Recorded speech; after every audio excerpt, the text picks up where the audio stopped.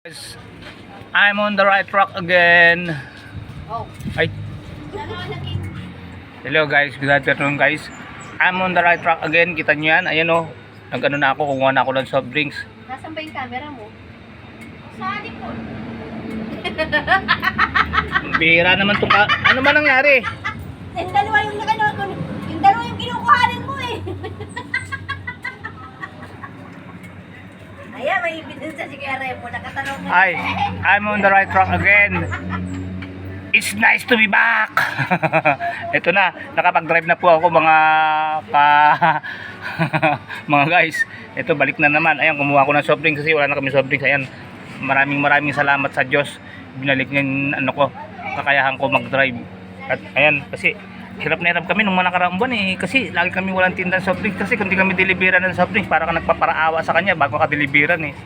Eh ngayon, kahit na pagka wala siyang ganang mag-deliver, at least meron na kami service. Pero naintindihan ko naman siya, siguro napapagod siya. Kaya lang, parang nakakataon naman, laging ganun eh. Parang basta panay ganun.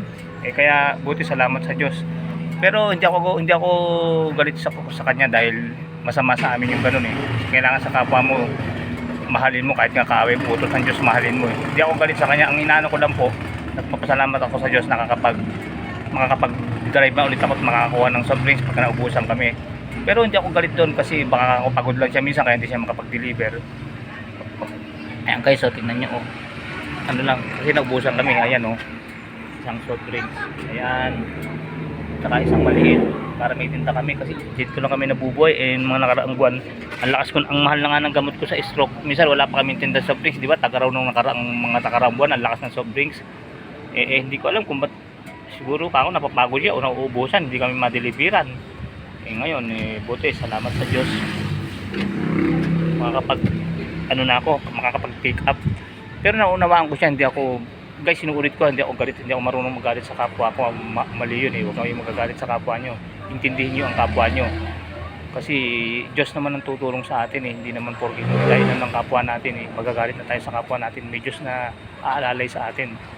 Kaya maraming salamat po sa Diyos at nakakapag-drive na po ako. O sige po guys, hanggang dito na lang gaya ng dati. Kuya Raymond Vlog, keep safe, keep healthy, always trust God. Salamat sa Diyos.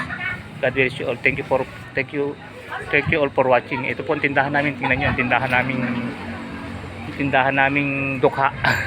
Ayan po. Ayan, medyan.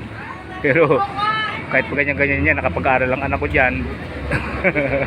Tulong ng tindahan na yan. Pag ganun. Salamat po.